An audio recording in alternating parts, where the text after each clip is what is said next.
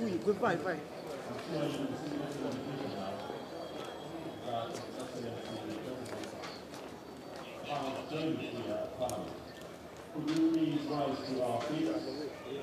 No, it's just topic. Let's go this side. You can't take because now these people are lining this side. Why didn't why didn't we go the other side? Let's go the other side. This side. So how do you take the people from the back here? Where is that? Good, so good. Namaya. Namaya.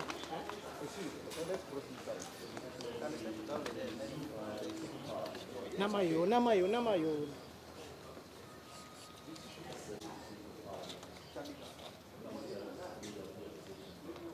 Boss, boss, boss, boss.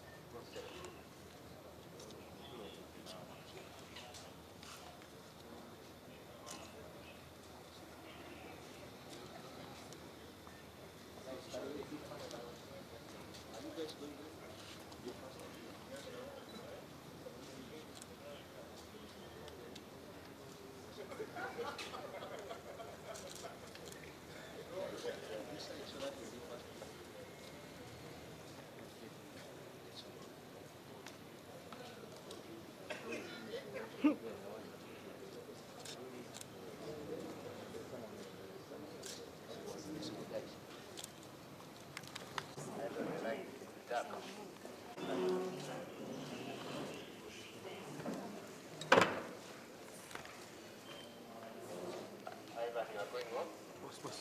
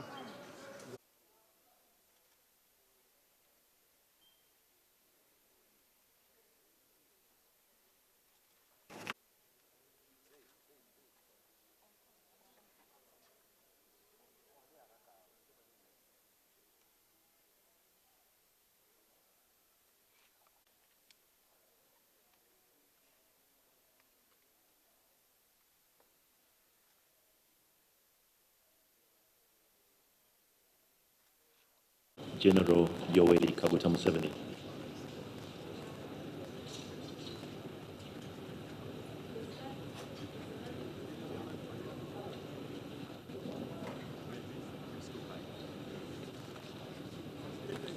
His Excellency has guided that you may please take your seats. Arrested for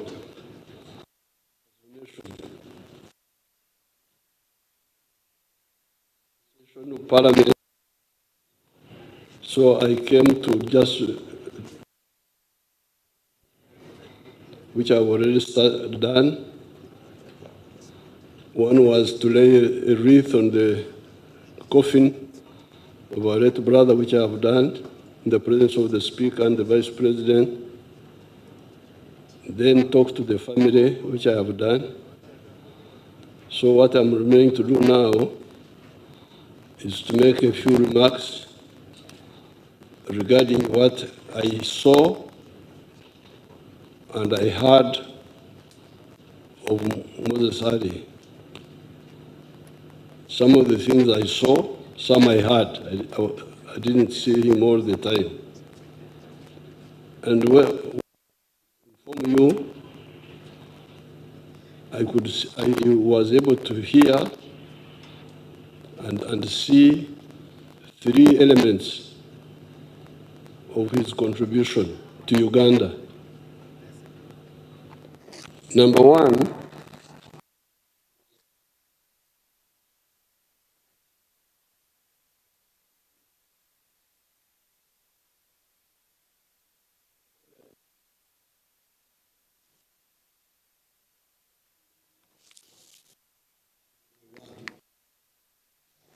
I read about, and the family cannot tell,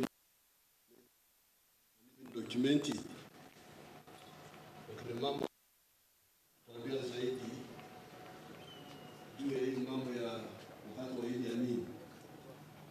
sisi tulikuwa tuko hapa, lakini nilikuwa nasikia kwamba Moses Sali alikuwa hapendi mambo ya Idi Amin ya kuua watu. I heard that Moses Sali was not happy with Idi Amin killing people. That's why actually he like pushed him. I think even by the time we captured Kampala, I don't think he was in the government that time. 79 bado ndugu yetu alikuwa kwa serikali au alikuwa pembeni? Uliza wakina mama. Yes, I think I heard that he was like suspended or something. Your Excellency, by 1978 he had been dismissed. Yes. By the president. Yes, I remember. And that's why I had been even removed from the army, pushed in the civilian side. Then I remember something about some friction between him and Idi Amin. This was during that time of Idi Amin. Now, when Idi Amin came, when we defeated Idi Amin, then we had our other allies, UPC, making their own mistakes. We had started a conflict with the AUPC because I was the first man in the whole of Uganda to oppose Idi Amin. I am here. I'm not dead, I'm just here. So, put it on record that this is the first man who opposed Idi Amin. Because Idi Amin took power on the 25th of January, 1971. I was working here in the President's office as a research officer, and I was staying in Chireka. So on that Monday, we got up and we were walking to the bus stop at Banda. That's why we used to enter the bus and come and get out here, down below here. Then Kejuka, there's a man called Richard Kejuka who was in the bank. He was also staying in the same housing estate, which later on was taken over by, I think, the army or the police. He shouted at me, "Where are you going?" I said, "I'm going to work." This was like 7:30 there. So I'm going to work. He said, "Don't go, there's trouble in town." So I came back to the house, and then we waited.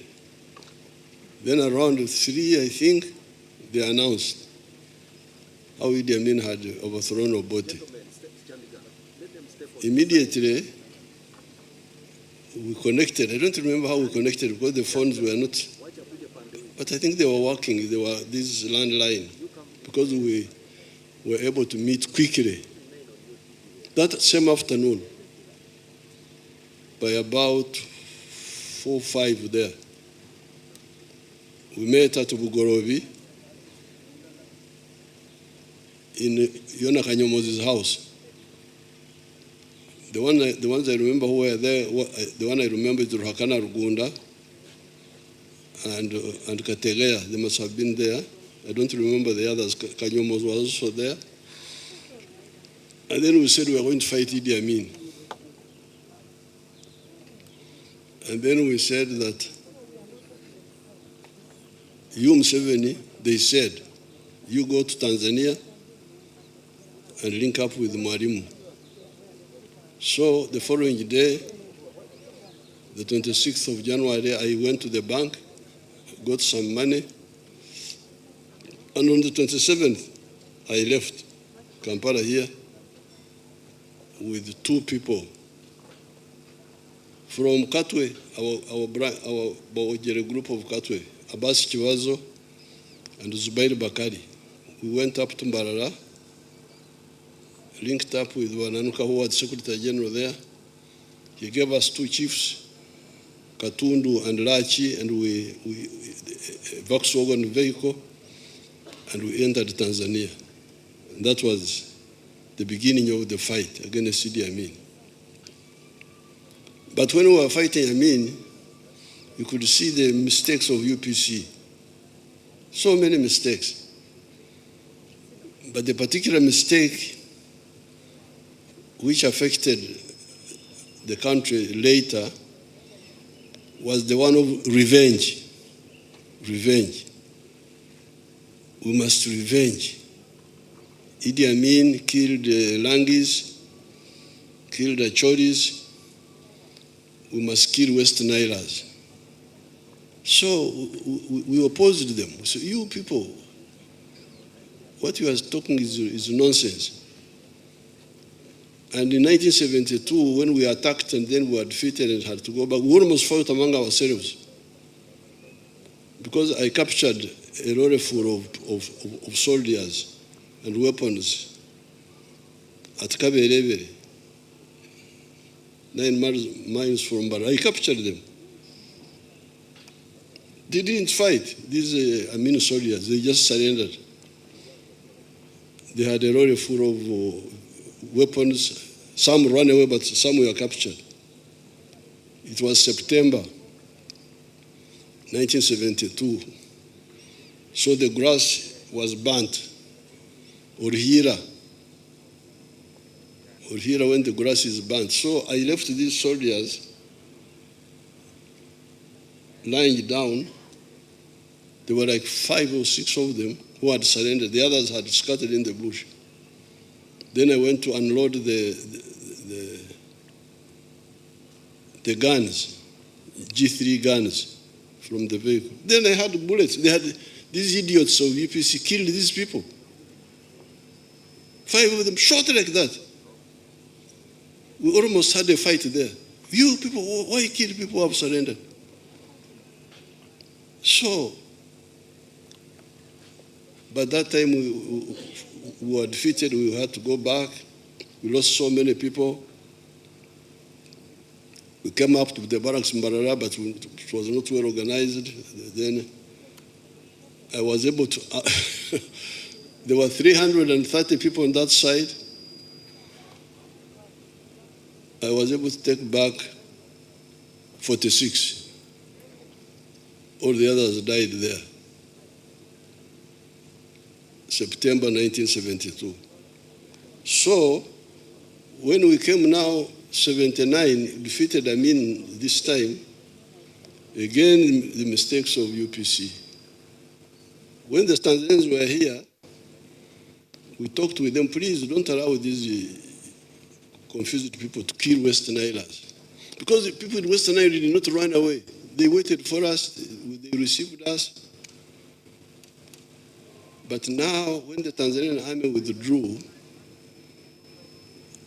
I think around August there, I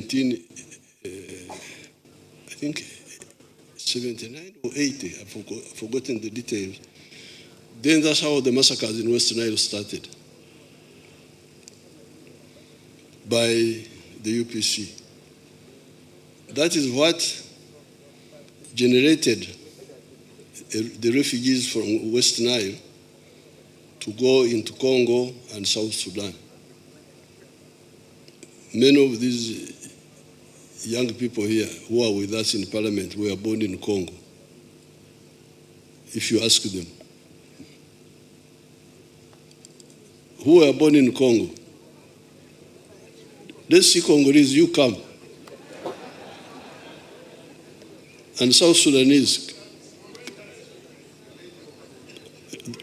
those who went as children and those who were born there, come forward and we see you.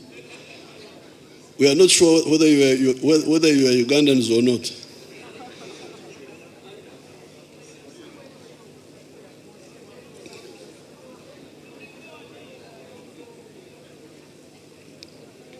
So somebody take a picture of this. I will take a picture with these Congolese.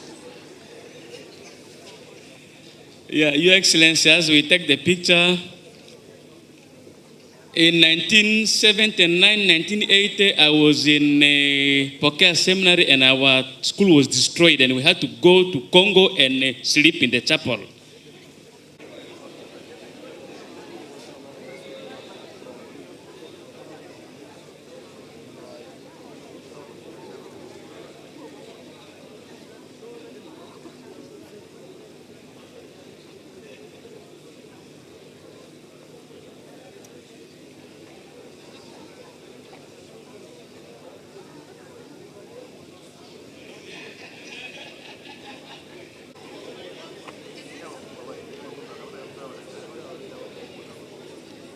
You have seen these Congolese and South Sudanese.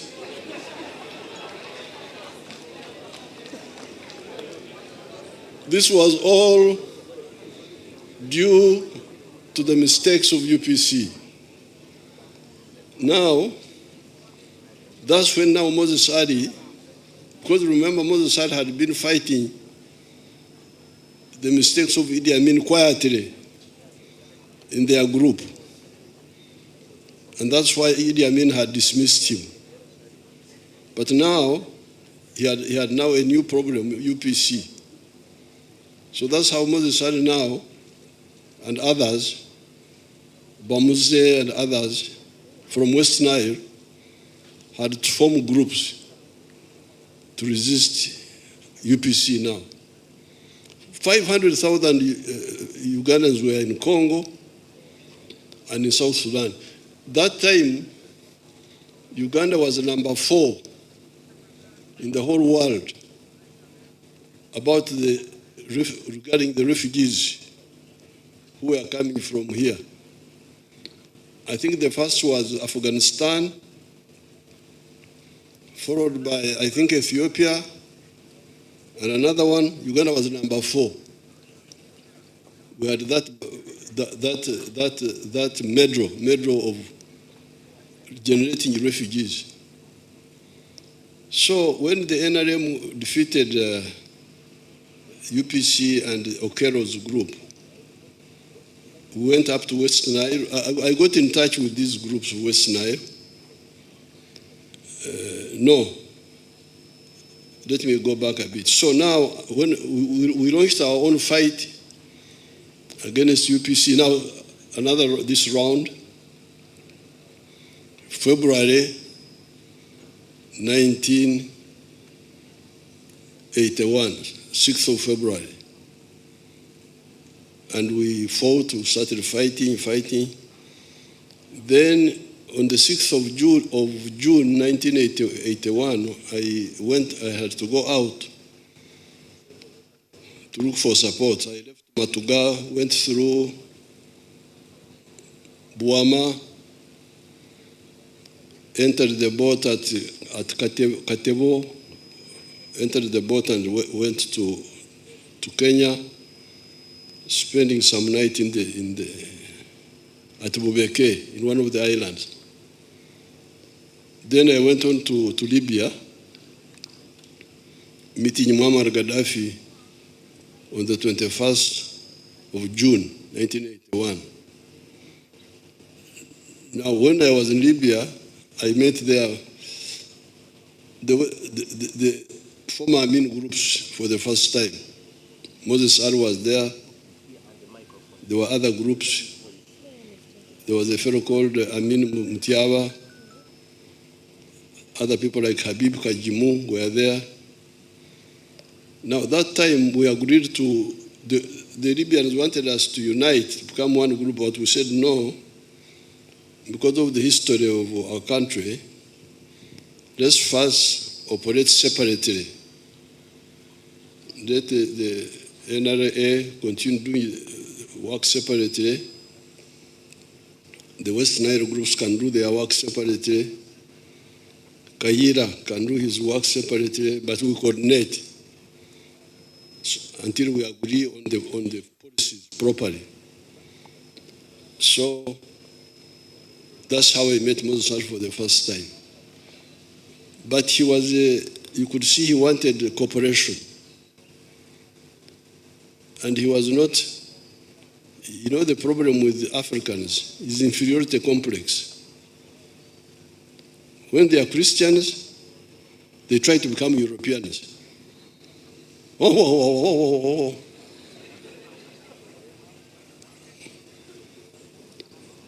They think being Christian is being European. When they are Muslims, they want to become Arabs. Arabs. But you are not an Arab. You are a Mahdi. I can see you. Why do you want to be an Arab? So, I could see those groups in Libya when we were there. And I told Gaddafi, these people will not help you. There was one character called Amin Mutiaba. I was asking about him yesterday. What happened to Amin Mutiaba? There. Oh. So we said, no, if you want to help us, you help us. But if you don't want, we shall manage. Gaddafi gave us some little support. Then those Amin Mutiabas diverted some of it to UFM, but we fought. So we agreed to coordinate, not to unite, but coordinate. Now, so we came back here. I came back, I arrived on the 9th of December, 1981. We started fighting here inside the country. And we captured a lot of weapons from the army, the UNLA, Masindi, Attack, Kavamba, Chiboga, Hoima. By 1985, we had accumulated quite a lot of guns from Intano. Then I could see that Obote was going to collapse. We had enough power to bring down Obote, but not enough manpower to control the whole country. So I was worried that there may be chaos in the country. We defeat Amin, we defeat Obote, but we don't have enough manpower, armed manpower, to control the whole country. So I decided to go back to Libya to see Gaddafi again. And I met him again. This time he gave me some ammo and some few guns. Later on, I got more guns from Mwalimu. And we had built up a very powerful force. So when I was there this time, I don't remember that I met Moses Ali initially, but when Obote collapsed on 27th of July, 1985, that time I was still in Sweden. I had not come back with my family.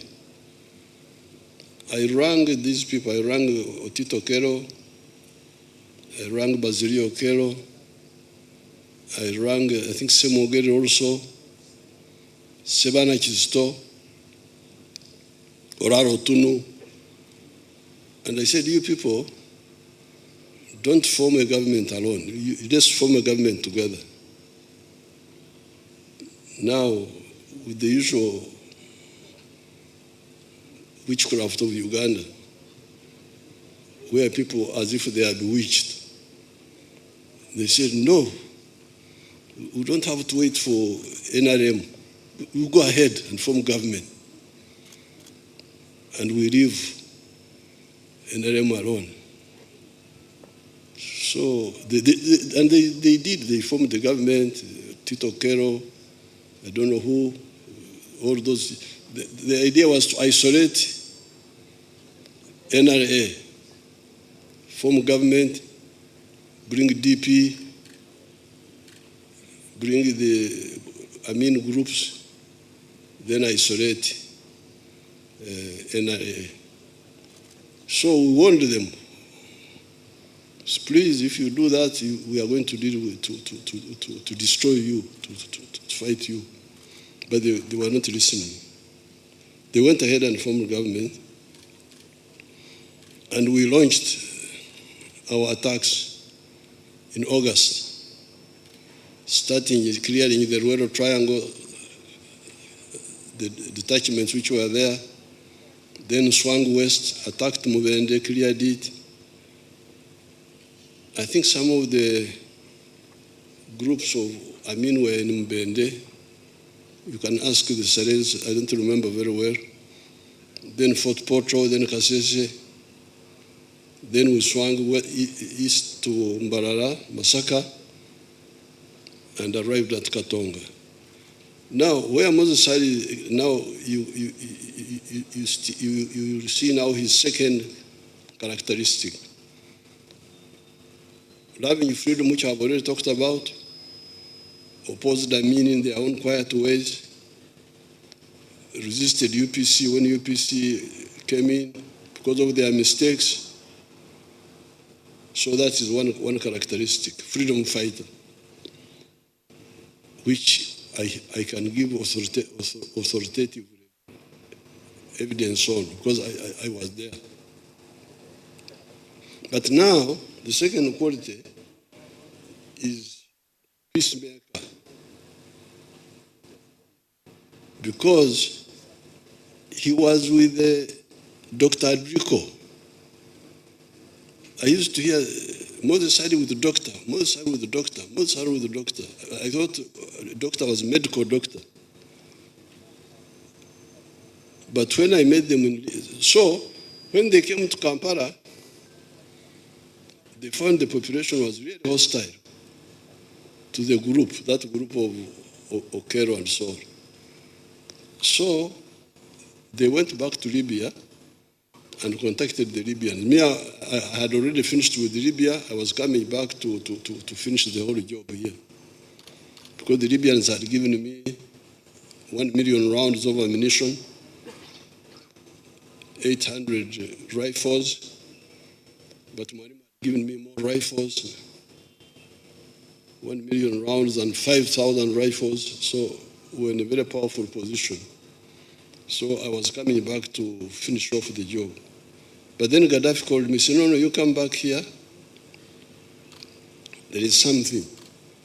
So I left Nairobi, went back to Libya.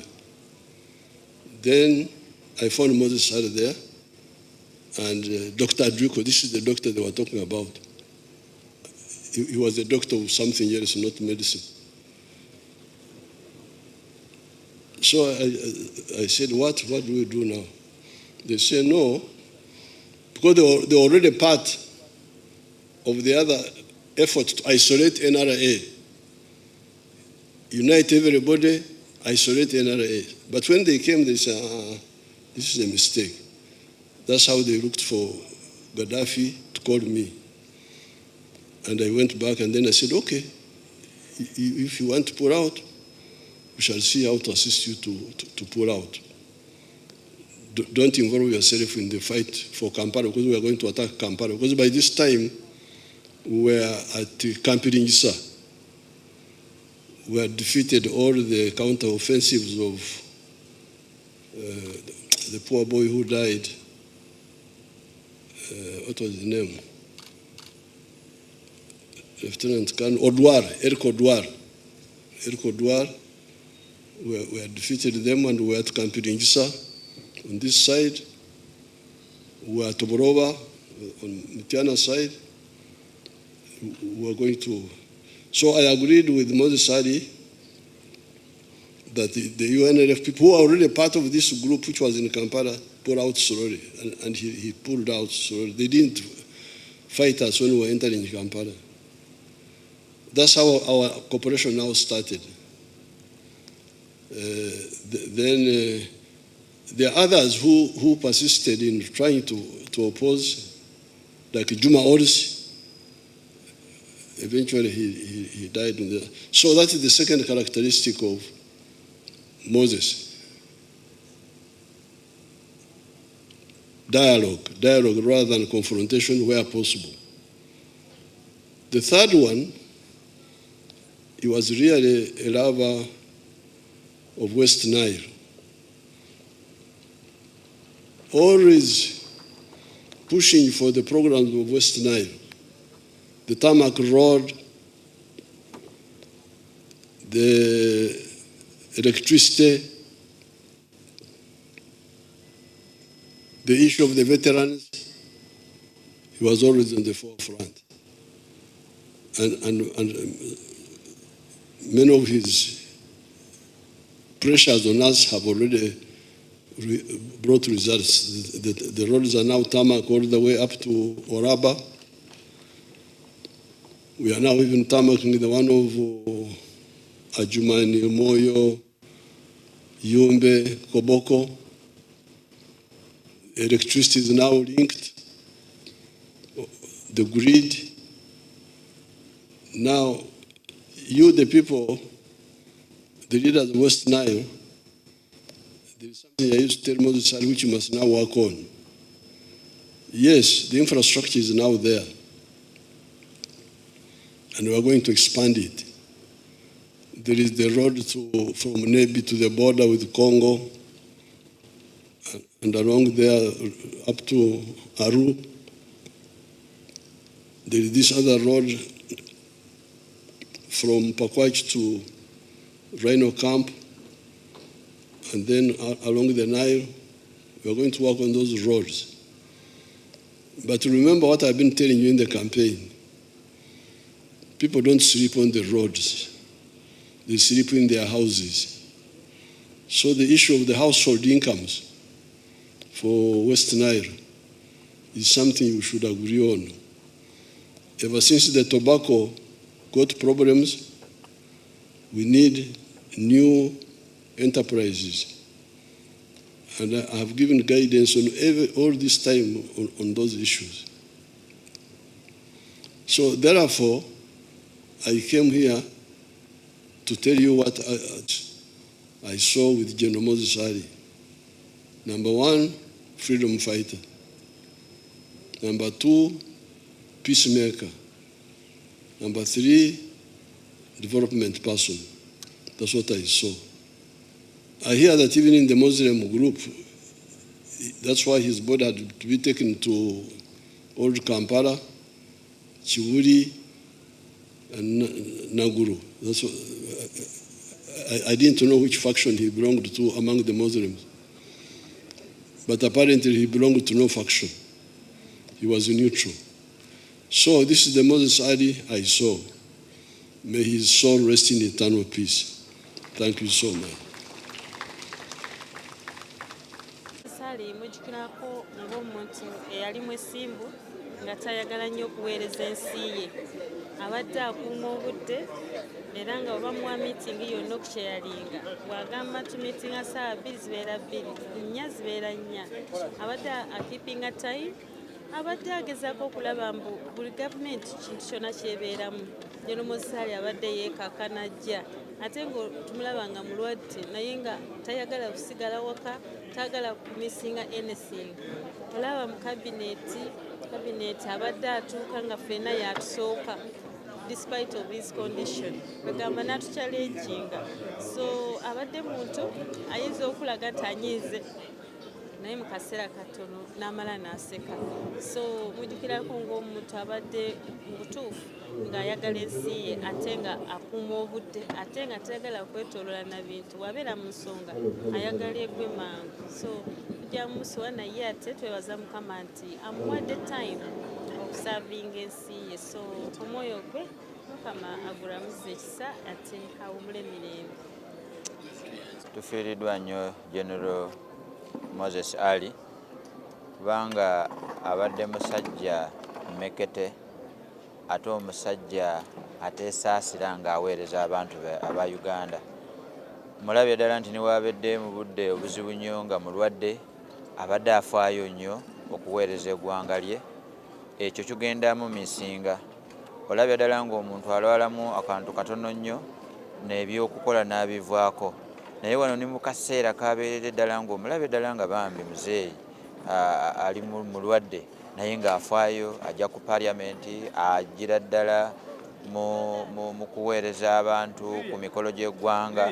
Naye ekinkulu ennyo tumufiiriddwa nnyo nga ow'ekibiina kya NRM kubanga nga NRM kitukoze bubi nnyo ddala.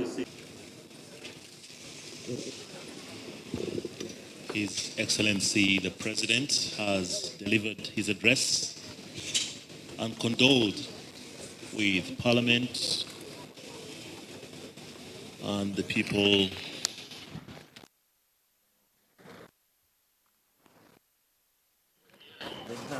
His Excellency has those who have not paid their respects may pay their respects as they make their way into the chamber for the sitting that will officially pay respects to the fallen General retired Moses Ali.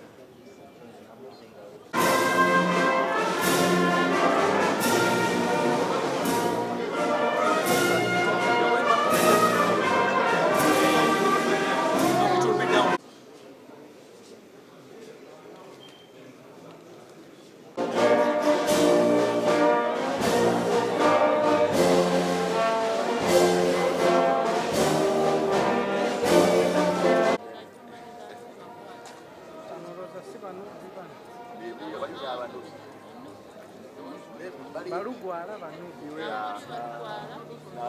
bamadi waliwo ne bamadi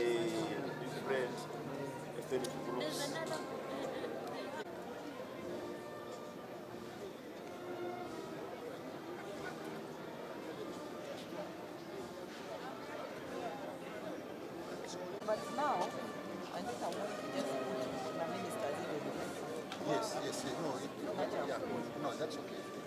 Just Wait, second. You want to capture? I'm going to move on. Kenny. Ate banaba tulinda president. Yes, sir.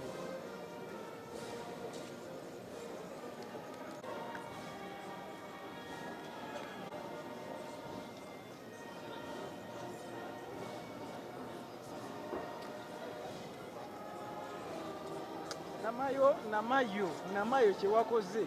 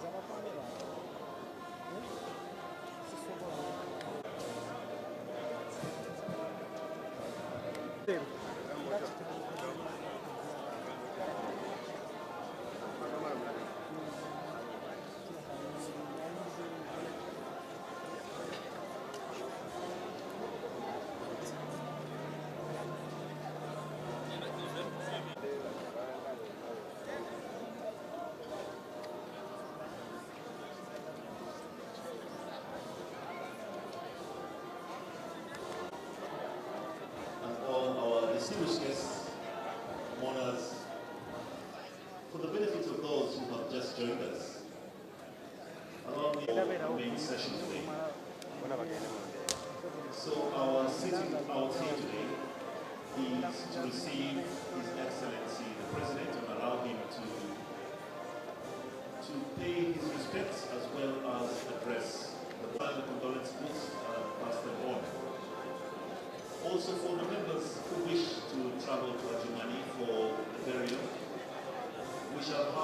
transport both today and tomorrow, taking you to Otimani.